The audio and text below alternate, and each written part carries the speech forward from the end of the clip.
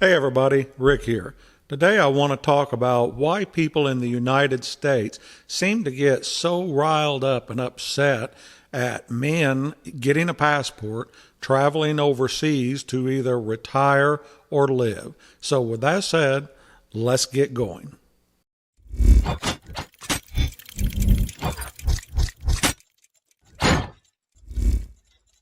So as of late, I've been seeing a lot of videos on YouTube, and I've ran into several discussions with people that I've talked with, and you hear a lot of negativity about men that get passports and they travel overseas, or men that retire overseas, especially if they're an older man and they move overseas and retire. And I was trying to figure out what it is about that is so disturbing to people here in the United States. I really can't come up with a logical reason for it. I've had several people, when I've talked to them about traveling over to Thailand, they were so completely ignorant of what it was like over in that country. I even talked to a financial advisor just today and was talking to him about, pension money, and whenever I would draw out interest, would it be easy for me to transfer that and then send it over to Bangkok Bank? This guy looked at me, a guy in probably his very early 30s, and said, "Oh, you mean that bank can do that?" And I thought, well, yeah, they're a bank. I told him I had a debit card with them. I had an account number. Would there be some easy way for me to transfer it besides my normal way of using Wise? I was thinking maybe I could use Zelle or something like that, since they use that. He was totally ignorant to it. He said, well, I didn't realize they had all of that functionality, and asked me to explain to him how some of that banking worked. Well, I'm not a Bangkok Bank banker, so how the hell am I going to explain that? All I could do was telling him it's a banking system just like this. You have bank cards, you have PIN numbers. It's really no different. He was asking me several other questions about just things in general. Was it safe there? Did I feel like everybody was trying to scam me all the time? And it got me to thinking, you guys, we're either completely ignorant to the ways of the world here in the United States, or we're so damn arrogant we don't think there's any other country that is safe or a good place to live in. This is just shocking to me, because even though before I went to Thailand I knew nothing about it, there is nothing in my head that made me think that the sewage system was just trenches running open in the street, or that everybody there was ignorant, or there was no education, or no doctors, or no banks, or no roads or cars or infrastructure of any kind. I find this to just be utterly amazing to me that people over here seem to think that. Excuse me. One of the other things that I'd been finding really interesting to me was I'd talk to some women, and they would talk about it was extremely disgusting to them that an older guy'd go over there and retire and have a young girlfriend. Well, I've got a girlfriend over there, but she's 52, so she's not a lot younger than me. I'm 63. But even to some people over here, they thought that was a tremendous age gap, where over in Thailand, it's not tremendous at all. There's a lot of guys in their 60s and 70s that might have a girlfriend that's 30 years old, 35 years old. And I fail to see where they have a problem with that and why. And the reason I say this is because a lot of the guys here in the United States, me included, if you're a boomer like I am, you are extremely what's the word? Marginalized here, I guess would be the word to say. You are really, it gets to a point you start feeling like you're looked down upon. I did a couple of shorts where I'd say when I was in Walmart how I would ask for, where the dog food is or whatever, and I'd have the green-haired chick with the bone in her nose just stare at me, give me a deer in the headlights look, and walk off, an employee. And I mean, just utterly rude in every way, shape, and form. So I used not to have that problem when I was in my 30s and my 40s. What is it about me being a 60-year-old man that all of a sudden people tend to be more look down upon me or marginalize me or think that what I would give back to society is minimized compared to what they're giving back working in Walmart. It blows me away. I truly don't understand that. So whenever you start feeling minimalized like that, and let's say you're divorced or you're alone or you're single, whatever, or you're widowed, whatever the case may be, excuse me, allergies are bad, that you start to isolate yourself. And a lot of these guys are leading extremely unhappy lives. I mean, they're just sitting at home doing nothing. They're just watching the TV. They're doing nothing. A lot of them get extremely obese. They don't go to the gym. They start having health problems, and they get caught in this cycle of round and round and round. And sometimes the smart ones will see something on YouTube or on the television, and it might spark them and think, you know, I see these older guys going overseas and they've got like a nice young girlfriend and they've got a home and they're going to the beach and they're having a good time and they're smiling. They look happy. And, you know, what the hell? Why can't I do this? So they give it a shot.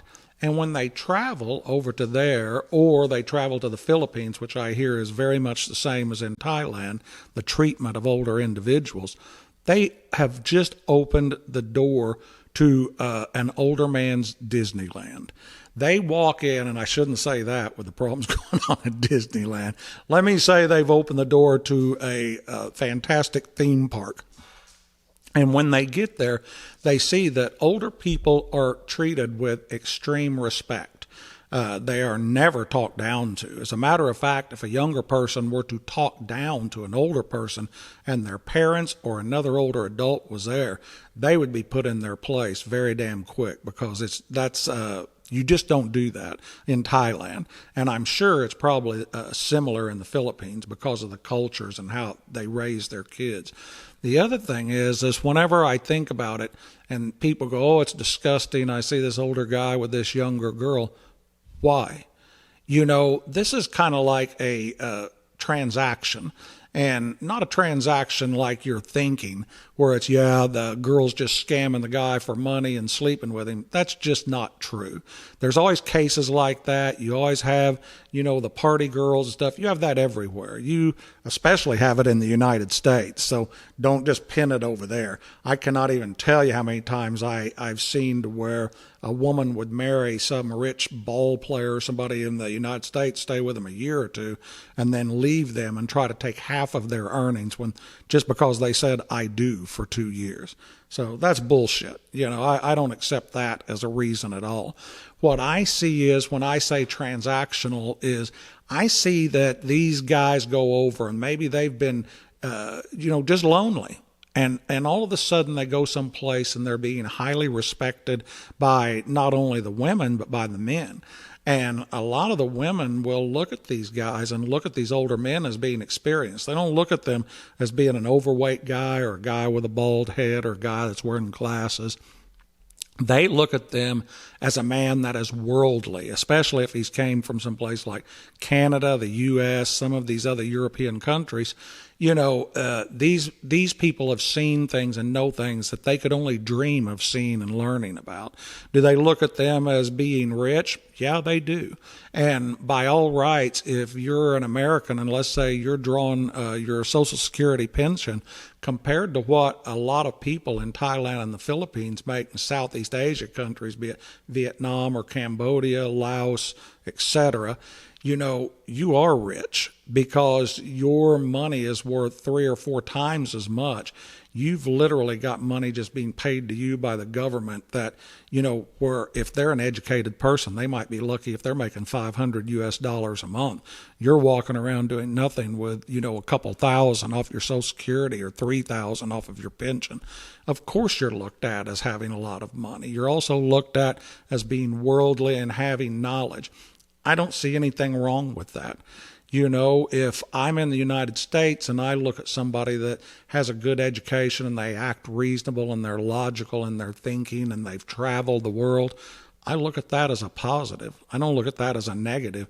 I mean, think about it, guys. You know, how many women over here are looking for a guy that's ignorant and is a crackhead or is broke or refuses to work and just sits around drinking beer all day on the couch and does nothing. They're not. So why would these women be any different over there? Why would they look for somebody that's not going to take care of them or treat them well or treat them with respect and in a loving manner? Whenever they have a good guy from some other country come over that is in that situation, they don't care about his age. They don't give a shit.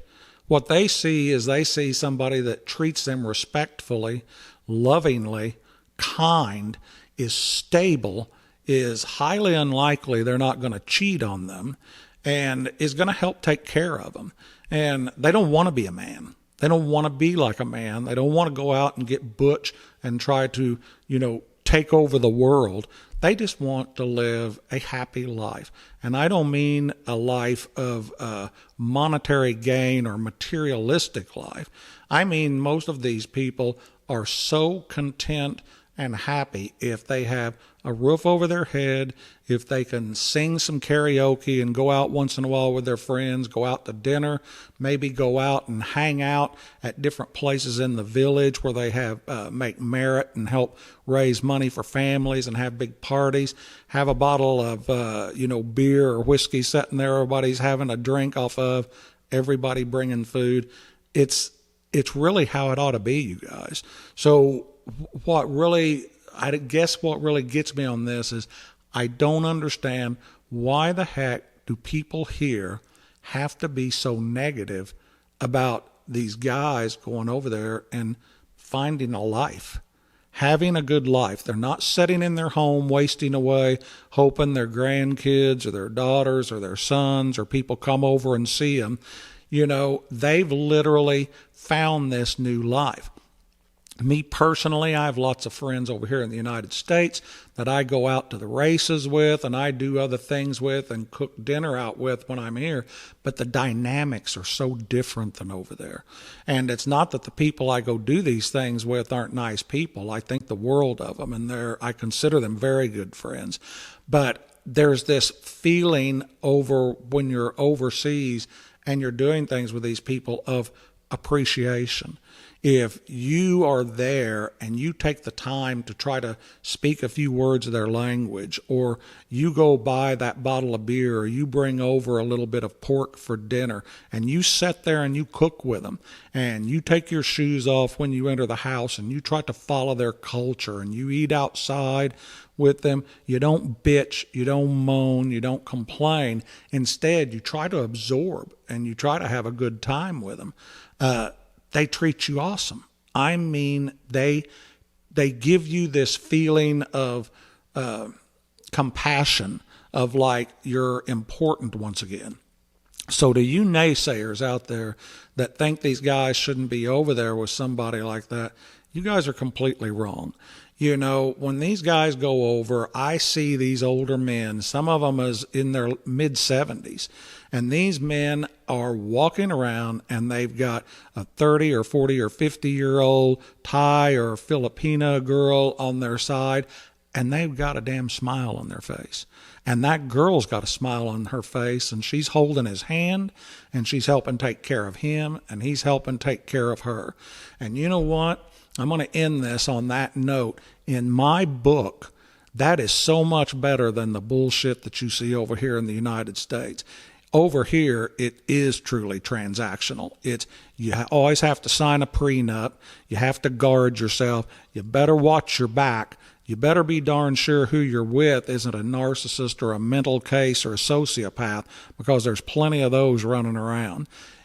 So when I see that over there and I see these people leading the last years of their life in complete happiness versus sitting in a house of four walls, like I've had some of my friends do, watch Fox News or CNN and do nothing but bitch about politics and worry about the world, or be like some of my married friends that are envious of what I'm doing when I travel over there and are envious because I have a beautiful Thai girlfriend and we actually get along and appreciate each other. I tell you what, I'll take my way any day. You guys can take the highway on the ones that are bitching and think it's a bad deal. You lead your sour life. I'll lead my happy, good life. And in the end, I think I'm going to come out as the winner, just mentally, physically, and emotionally. So quit knocking at you guys. Go out and give it a try instead. If you're a single guy or you're an older male and you feel like life is passing you by, don't be afraid to go try this. Go try it. Go for a few weeks. Go for at least 2, 3, 4 weeks if you can do it. It's not that expensive. Give yourself the opportunity to acclimate to the culture. And I think you will be totally amazed at how you start feeling stress-free, how you start feeling physical changes in your body from the release of that stress. And I bet a lot of you that walk around as a grumpy old boomer end up finding yourself smiling a lot, because you'll be amazed when you're walking around how many pretty Thai girls will smile and wave at you or come up and talk to you or just want to sit around and maybe have a beer with you and shoot the bull. So give it a shot, like I said. This is Rick with the Excite channel, signing off, everybody. I'll see you soon.